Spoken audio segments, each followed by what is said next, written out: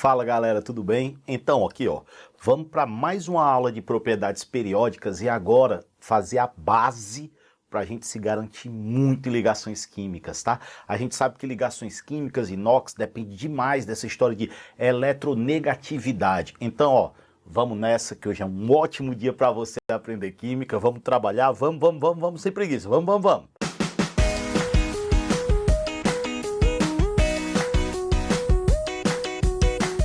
Então, olha só, primeira coisa que a gente vai ver, raio atômico, a gente sabe como é que cresce agora na tabela. Então, nesse momento, a gente tem que pensar o que é energia ou potencial de ionização. Vocês sabem que íon é quando uma espécie ela ganha ou perde elétron. E a energia de ionização ela foi definida como a quantidade de energia necessária para retirar um elétron, olha só, retirar um elétron de um átomo. Agora, gente, esse átomo ele tem que estar na fase gasosa, no estado gasoso. Vamos começar entendendo uma coisa. Se vocês pararem e pensarem que eu tenho um átomo, aqui um núcleo e aqui um elétron. Poxa, o elétron ele está atraído pelo núcleo. Então, para retirar esse elétron, com certeza eu vou ter que gastar energia para arrancar esse elétron. E essa energia se chama potencial ou energia de ionização. Então a definição ela não é complicada. Aí você vai, Michel, mas por que essa criatura ela tem que estar na fase gasosa? Por que na fase gasosa? Pelo simples motivo de que se estiver na fase líquida ou na fase sólida, eu tenho muitos átomos próximos. E se eu tiver muitos átomos próximos, quando eu for medir a energia, eu não estou medindo a energia só de um, e sim de um grupo. Quando vai para a fase gasosa, aí a criatura está isolada, está só o átomo lá solto, eu meço só dele. Então é por isso que tem que estar na fase gasosa. Beleza. Agora vamos pensar? Imagine este átomo que eu já desenhei e este átomo aqui. Gente, eu tenho um átomo pequeno e um átomo grande. Eu quero arrancar o elétron. Se eu for tentar arrancar o elétron aqui desse átomo pequeno, eu vou gastar uma energia X. Se eu for tentar arrancar desse átomo grande, eu vou gastar uma energia Y. O que é que vocês sabem? Se ele for pequeno, o elétron está muito próximo do núcleo. Então, para arrancar esse elétron, eu vou precisar de muita energia. Então, sabe qual é a conclusão que você tem que tirar para que fique fácil para você? Quanto menor for o raio, quando o átomo é pequeno, maior é a energia de ionização. Então, átomo pequeno, energia de ionização altíssima. Eu preciso de muita energia para arrancar o elétron daquela criatura. Vocês lembram quem é o maior átomo? Lembram que é o frâncio? Se ele é o maior, é o mais fácil de eu arrancar o elétron. É ele que perde elétron mais fácil. Então eu posso dizer que o mais difícil ele vai estar lá em cima. Então eu posso dizer que a variação do potencial de ionização funciona dessa forma. Ou seja, aumenta o potencial de ionização para a direita e aumenta o potencial de ionização para cima. O hélio seria o elemento que apresenta potencial de ionização, energia necessária para arrancar o elétron mais alta de todas. Então, essa é a situação. Eu me sinto muito confortável aqui nesse nosso curso para aprofundar com vocês. Então, vamos lembrar algumas coisas legais aqui desse potencial. Vocês imaginem que eu tenha um átomo X, aí que eu diga para vocês, galera, eu gastei uma energia E1, para arrancar o elétron, ele transformou-se em X+, e ele liberou o elétron. Agora eu quero arrancar outro elétron desse cátion que eu produzi. Então eu vou pegar o X+, eu vou fornecer uma energia que eu vou chamar de E2, eu vou transformar em X2+, e eu vou perder outro elétron. Aí eu queria que vocês tentassem ter uma ideia da relação que há entre o E1 e o E2. Gente, quando eu arranco um elétron, que eu transformo o átomo num cátion, ele diminui. Então, para arrancar o próximo, vai ser mais difícil. Se eu quisesse arrancar o outro, seria ainda mais difícil. Então, com certeza, o segundo potencial de ionização, ou seja, a energia para arrancar o segundo elétron, é maior do que o primeiro potencial de ionização. O terceiro seria maior, o quarto seria maior e só vai crescendo. E eu ainda tenho uma outra coisa. Como eu disse, eu me sinto confortável aqui para que vocês entendam fácil qualquer coisa. Então, olha só. Vocês imaginem que eu tenha um elemento da família 2, que antigamente era a família 2A, que são os alcalinos terrosos. Aí o que é que eu quero que vocês lembrem? Poxa, se ele é da família 2, 2, ele termina em S2. Então ele tem 2 elétrons na última camada. Então vamos pensar assim, vamos supor que eu tenha 3 camadas e que ele tenha 2 elétrons. Aí eu vou lá e digo, gente, vamos arrancar um elétron. É o primeiro potencial de ionização. Vamos arrancar mais um. É o segundo potencial de ionização. Eu tenho certeza que o segundo é maior do que o primeiro. Tirar o primeiro elétron é mais fácil. Agora imaginem que eu vou querer arrancar mais um. Vocês perceberam que se ele só tem 2 na última camada, na hora que eu tiro o primeiro e que eu tiro o segundo, eu acabei com essa camada. Então, para tirar o próximo, eu tenho que entrar numa camada mais interna. Eu tenho que me aproximar mais do núcleo. Se eu tenho que me aproximar mais do núcleo, o elétron vai estar mais preso. Isso quer dizer o quê? Que para arrancar esse daqui, o terceiro potencial de ionização não vai ser um pouco maior, não. Vai ser muito maior do que o primeiro e o segundo. Então eu poderia fazer, exagerando um pouco, a seguinte coisa. O terceiro potencial de ionização é muito maior do que o segundo, que é maior do que o primeiro. Então, dá para saber quantos elétrons o átomo tem na última camada só olhando os potenciais de ionização. É mais ou menos uma coisa assim, ó. Se viesse uma tabela dizendo primeiro potencial de ionização, aí o cara botasse 80 quilojoules. Segundo potencial de ionização, aí ele botasse 140 quilojoules. Perceba que o segundo é maior, porque tirar o segundo elétron é mais difícil que tirar o primeiro. Aí o cara coloca terceiro potencial de ionização, 1.200 quilojoules. Gente, o terceiro é maior do que o segundo e o segundo é maior do que o primeiro. Só que o terceiro é muito maior. Então quer dizer que eu tirei um elétron, tirei o segundo elétron, agora para tirar o terceiro eu precisei de uma energia tão grande que eu percebo que eu tinha 2 elétrons na última camada. E assim eu conseguiria saber qual é a família do elemento. Se ele tem 2 elétrons na última camada, ele é da 2A. Se ele tivesse 3, ele é da 3A, ou família 13 atualmente, né? 1A, 2A, aí vem a transição toda, aí vem 3A, 4A, 5A, 6A, 7A e 8A. Ou então de 1 a 18, que é a maneira mais correta atualmente. Tranquilo? Então esse é o potencial de ionização. Vamos para a próxima propriedade. Eita, essa é muito importante. Então essa agora define a parte de ligações químicas. Eletronegatividade e eletropositividade. Gente, eletronegatividade nada mais é do que a capacidade de atrair elétron. Capacidade de atrair elétron. Qual é a conclusão óbvia? Eletropositividade vai ser a capacidade de ceder elétron. Agora eu quero que a gente faça uma conclusão lógica, tá? Eu queria que a gente entendesse, porque se decorar vai ter que ficar voltando o tempo todo. Se entender, a coisa fica muito simples. Gente, se o átomo é muito eletronegativo, quer dizer que ele está atraindo muitos elétrons, ele está querendo muito ganhar um elétron. Agora pense, se o átomo ele for pequeno, eu tiver um átomo pequeno, e eu colocar um elétron aqui externo a ele, fora dele, e eu tiver um átomo grande, e eu colocar também um elétron externo a ele, fora dele, a capacidade que o átomo pequeno tem de atrair esse elétron é muito maior do que a do átomo grande, porque no pequeno o elétron está mais próximo. Então, quanto menor for o átomo, mais ele atrai o elétron.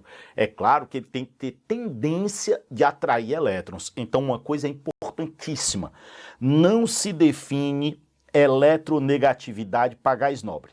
Gás nobre não é eletronegativo. Gás nobre não quer nada com elétron. Gás nobre não quer saber dessas criaturas, dessas porcarias. Gás nobre não quer elétron. Então, eletronegatividade é da 1 até a 17. A 18 está fora. Eles não são eletronegativos. Beleza. Agora, legal. quem é o menor átomo? Aí você vai dizer, eu não sei, mas sabe quem é o maior, porque eu já falei várias vezes que é o frâncio.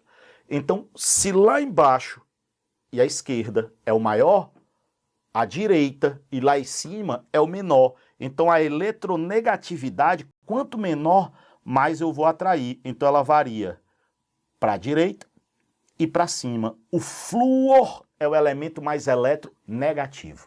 Se o flúor está querendo ganhar muito, muito, no extremo oposto, o bem grandão, vai perder fácil.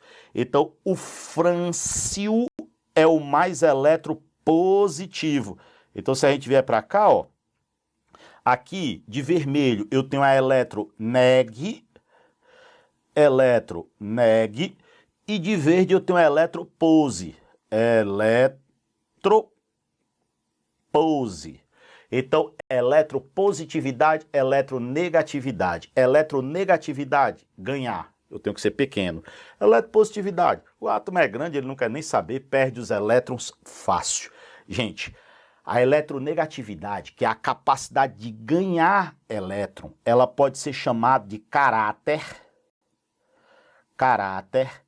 não metálico. E a eletropositividade, que é a capacidade de ceder, de doar os elétrons, ela é o caráter metálico. Então fico triste quando às vezes o pessoal fica dizendo que é outra propriedade. Não é, é a mesma. Caráter metálico é a capacidade de perder e não metálico é a capacidade de ganhar. É a mesma coisa que a eletropositividade e a eletronegatividade. Agora, me ouçam bem. Gente, quando a gente fala que eu sou muito eletronegativo, eu quero ganhar. Se eu sou muito eletropositivo, eu quero perder. Então, nos dois casos, eu quero reagir, seja ganhando, seja perdendo. Então, se eu sou muito eletronegativo, eu sou muito reativo. Se eu sou muito eletropositivo, eu sou muito reativo. Então, se o cara disser em que sentido aumenta a reatividade, depende. Se for para os metais, é a mesma coisa que a eletropositividade. E se for para os ametais, é a mesma coisa que a eletronegatividade. Então eu posso dizer que tanto a eletronegatividade quanto a eletropositividade são reatividade. Qual é a conclusão em relação ao que eu acabei de dizer? Vou colocar bem aqui, ó. Conclusão. Poxa, se eu tiver uma elevada eletroneg, eu tenho uma elevada reatividade. E se eu tiver uma elevada eletropose, eu também tenho uma elevada reatividade. A maneira de reagir é que é diferente, né? Tem gente que reage perdendo elétron, tem outros que reagem ganhando elétron. Então, a metal reage ganhando, metal reage perdendo. Então, se eu quero muito perder, eu sou muito reativo, mas eu sou metal. Se eu quero muito ganhar, eu sou muito reativo. Mas eu sou o quê? Ametal. Tranquilo, de boa. Tô feliz com isso. Agora, bora olhar a próxima coisa que eu separei. Ó, bora aprofundar um pouco. Até isso tá tranquilo. Gráfico da eletronegatividade. Gente, eu vou colocar aqui 4 elementos. Eu vou dizer que aqui eu tenho um elemento A, aqui no lugar do lítio, ó. Aqui no lugar do flúor eu tenho B. Aqui no lugar do sódio eu tenho C e aqui no lugar do cloro eu tenho D. Vocês sabem que a eletronegatividade aumenta para a direita. Então a eletronegatividade do B é maior que a do A. Vocês sabem que ela aumenta para cima. Então a eletronegatividade do A é maior do que a do C. E a eletronegatividade do B é maior do que a do D. E a gente sabe que o B é o mais eletronegativo, né? Porque a gente sabe que os gases nobres não são eletronegativos. Então, o que é que eu posso dizer em relação ao gráfico? Se eu dissesse assim, bom, vamos começar aqui. Essa é a substância A. Do A até o B vai aumentar. Então, vai acontecer isso aqui, ó. Vai aumentar. Beleza. E vocês veem que vai aumentando o número atômico. Tá aqui, ó. Vai aumentando o número atômico. Agora, do B para o C, aumenta o número atômico, mas a eletronegatividade cai. Porque o C, ó, é menos eletronegativo que o A. Então o C, ó, de uma vez ele vai estar aqui, ó, abaixo do A. Aí quando vai do C para o D, volta a aumentar. só que o D é menor do que o B. Então, se esse aqui é o B, esse aqui é o C, aqui, ó, vai ser o D, tá abaixo. E aí continua, por isso que a gente chama de propriedade periódica. Aqui, ó, sobe, desce, aí depois eu podia continuar e por aí vai. Entenderam? Porque propriedade periódica, eu ia me sentir muito mal se eu não falasse sobre isso. Então tá aí, ó, a maneira de eu justificar. Sobe, desce. Ou então, desce, sobe, que seria outra maneira de representar a propriedade periódica. Beleza, se fosse eletropositividade, era o contrário, né? Que boa.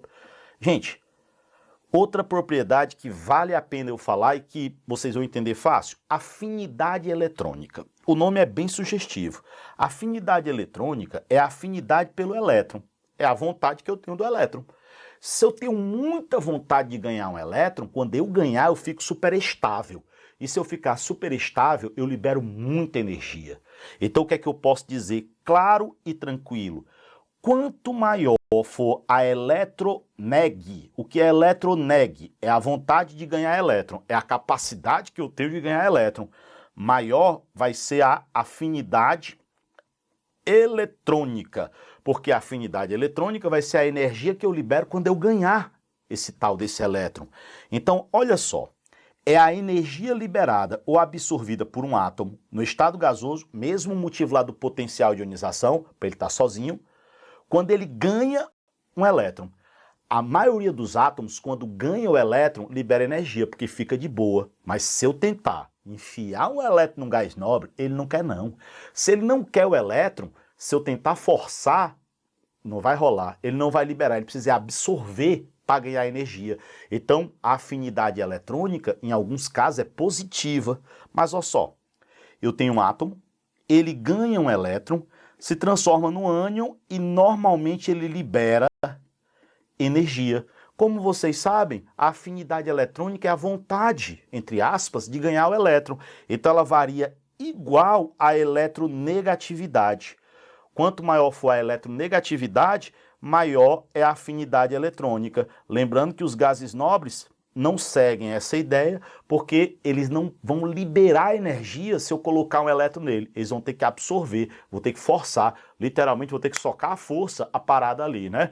Então é isso que acontece. Tranquilo isso daí, colocar a força, o elétron nele. Entenderam a situação? Então essas são as propriedades importantes. Raio atômico, eletronegatividade, eletropositividade, afinidade eletrônica e potencial de ionização, que é a energia que eu preciso para arrancar um elétron. Eu tenho certeza que vocês viram que não precisa decorar, vocês conseguem entender. Agora, como é que isso cai na prova da gente? Olha só, então, questão de número 1, questão aí da PUC de São Paulo, onde ele diz assim, observe as reações abaixo. Aí vocês têm alumínio, aí vocês estão vendo que ele entra em contato com um X aqui, forma L+, e perde um elétron. Beleza. Depois, com Y, dá L2+, perde um elétron, a L2+, com Z, a L3+, e perde um elétron. X, Y e Z correspondem ao valor da energia necessária para remover um ou mais elétrons de um átomo isolado no estado gasoso. Energia necessária para arrancar o elétron de um átomo no estado gasoso, potencial de ionização ou energia de ionização. A alternativa que apresenta corretamente o nome dessa propriedade periódica e os valores de E, respectivamente, são. Ou seja, a energia necessária é o potencial de ionização. O que é que eu expliquei para vocês? Que quando eu arranco o primeiro elétron, eu preciso de uma energia X. Para arrancar o próximo, eu preciso de mais. E o próximo, eu preciso de ainda mais. Então, essa energia ela é crescente. Se vocês olharem, na letra A ele fala eletroafinidade. Isso aí é afinidade eletrônica. Fora. Letra B ele diz energia de ionização. E olhem que os valores são crescentes. Então, a primeira é mais fácil que a segunda e a segunda é mais fácil que a terceira. Letra B, com tranquilidade. Não é só essa não. Vamos olhar como é que o Enem cobra isso daí. Se vocês olharem isso daqui, ó. Enem. No ar que respiramos existem os chamados gases inertes. Gente, os gases inertes são os velhos e bons gases nobres, tá? Que praticamente não reagem. trazem curiosos nomes gregos que significam o novo, o oculto, o inativo, e de fato são de tal modo inertes, tão satisfeitos em sua condição, que não interferem em nenhuma reação química, não se combinam com nenhum outro elemento, justamente por esse motivo, ficaram sem ser observados durante séculos. Só em 1962, um químico, depois de longos e engenhosos esforços, conseguiu forçar o estrangeiro, o xenônio, a combinar-se fugazmente com, olha quem, vou até destacar muito aqui, o flúor. Ávido e vivaz. E a façanha pareceu tão extraordinária que lhe foi conferido um prêmio Nobel. Qual propriedade do flúor justifica a sua escolha como reagente? Meu amigo, se o gás nobre não quer reagir de jeito nenhum, e você vai lá colocar o flúor para pegar o gás nobre, só tem um motivo. O flúor é o quê? O elemento mais eletronegativo da tabela periódica. Então, sem dúvida, eu coloquei o flúor porque ele ia molestar, ele ia perturbar esse gás nobre com uma facilidade incrível, porque ele é o elemento mais eletronegativo. Então, qual é a propriedade escolhida? Eletronegatividade, letra C. Gente, agora, na realidade, essa parte de eletronegatividade, potencial de ionização, raio atômico, é muito importante para a nossa próxima matéria. Então, para que a gente possa desenvolver bem a química, para que eu possa fazer com que vocês entendam realmente bem a parte de ligações químicas, a gente tem que dominar isso aqui. É uma parte curta, é uma parte fácil e é uma parte muito legal. De boa isso aí, beijo imenso e a gente se encontra já, começando logo depois a parte de ligações químicas. Até logo, hein? Volte logo aí.